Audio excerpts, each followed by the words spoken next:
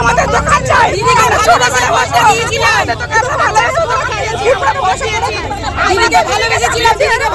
লক্ষ্মীর ভান্ডার নয়, ব্যবসা করে খেতে চাই। বিক্ষোভ দেখিয়ে মুখ্যমন্ত্রী মমতা বন্দ্যোপাধ্যায়ের কাছে করজোড়ে অনুরোধ মহিলাদের। বেআইনি দখল সরাতে গিয়ে সোনারপুরে বাধার মুখে পুলিশ সহ প্রশাসনিক আধিকারিকরা। সোনারপুর বাজার এলাকায় এদিন উচ্ছেদ অভিযান শুরু হয়। শুরু হতেই বাধা দেন মহিলারাই। তাদের বক্তব্য, এই ব্যবসা করে তারা যেমন সংসার চালান, তেমনি বাচ্চাদের পড়ার খরচও চালাতে হয়। তাই তাদের যাতে উচ্ছেদ না হয় সেই দাবি জানান তারা। কিছু সময়ের জন্য উচ্ছেদ অভিযান বন্ধ থাকলেও ফের শুরু হয়েছে উচ্ছেদ অভিযান। মানে কি চাইছেন আপনারা?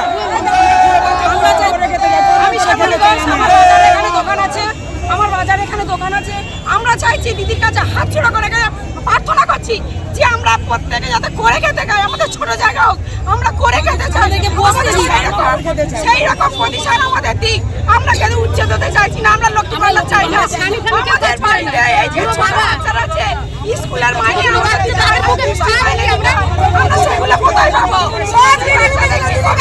আমার স্বামী দোকান পাট কি করে খাবো, সেইটা আমাদের বলতে হবে।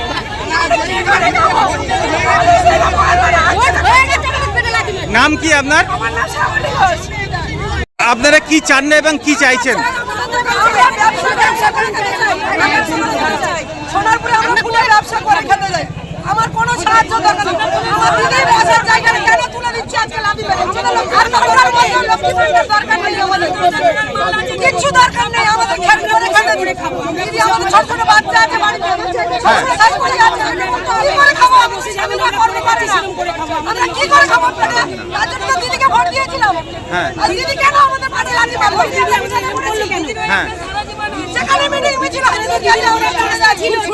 আপনার বাড়িতে কে কে আছে? কতগুলো সংসার চলে এইটার উপরে? আমার বাড়ি 7 জন ম্যাডাম। হ্যাঁ, ছেলে ছোট ছোট 3 ছেলে মেয়ে, আমার এই ব্যবসা করে সবকিছু চলে। কোন জায়গা আমার কোন জায়গায় আমি ব্যবসা করি সেইটা কিন্তু আমি চাই না। আর কোন জায়গা চাই, তার জন্য তো আমাদের নাম কি আপনার? নির্মাণ এগুলো ভাঙতে শুরু করেছে এবং ফুটপাত দখল মুক্ত করতে যাচ্ছে, কি বলবেন? এটা হচ্ছে, দেখুন আপনারা যারা অবৈধভাবে কনস্ট্রাকশন করে যারা অবৈধভাবে কনস্ট্রাকশন করে রাখছে, পাবলিক এতে অনেক হ্যারাস হচ্ছে, মানুষের অসুবিধা হচ্ছে। মানুষের স্বার্থে আপনারা জানেন যে আমরা এবং আমাদের মাননীয় মুখ্যমন্ত্রী কাজ করে থাকে, তাই আমরা জেলা প্রশাসন এবং আলিপুরদুয়ার পৌরসভা মিলে আমরা শুধু আলিপুরদুয়ার নয়, সারা বাংলা এরকম যারা এই দখল করে রাখছে তাদেরকে আমরা অনেকবার নোটিশ দিয়েছি, অনেকবার বলেছি। কিছু ক্ষেত্রে লোক উঠেছে, কিছু ক্ষেত্রে উঠে নেই। তা আজকে আমরা সব সরিয়ে দিচ্ছি। এই অভিযান চলবে? একদম চলবে। দাদা, মুখ্যমন্ত্রীর ধমকের পরেই কি তৎপর কাজ? না, শুনুন, মুখ্যমন্ত্রী ধমক না, মুখ্যমন্ত্রী বাংলার মুখ্যমন্ত্রী।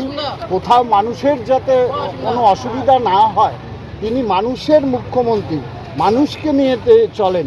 মানুষের কোথায় অসুবিধা হচ্ছে তিনি ভালো করে বুঝতে পেরেছেন, আমাদেরকে তাই গাইডলাইন দিয়েছেন। আমরা সারা বাংলা এইভাবে কাজ করছি। ক্লাসে কি শেখালেন, কি বললেন? বললেন যাতে মানুষের কোনো অসুবিধা নয়, মানুষই শেষ কথা, মানুষের যাতে অসুবিধা করে কোনো কাজ যাতে না হয়। মানে অবৈধভাবে এই দখল সেটা মুক্ত করা হবে। শুধু অবৈধভাবে দখল নয়, সব ক্ষেত্রেই কোনো যাতে মানুষের অসুবিধা না হয় সেটাই দেখার দায়িত্ব আমাদের বলেছেন, সবাইকে বলেছেন, বাংলার সমস্ত প্রশাসনকে বলেছেন তিনি। তাই আজকে আমরা রাস্তায় এই অভিযান চলতে থাকবে। হ্যাঁ, আমি আজকে কলকাতার থেকে এসে আমি সঙ্গে রাস্তায় নেমেছি। আপনারা দেখছেন কি উপদেশ দিলেন? কলকাতায় ছিলেন তো, সেগুলো আপনারা অলরেডি শুনেছেন। আপনারা তো এটা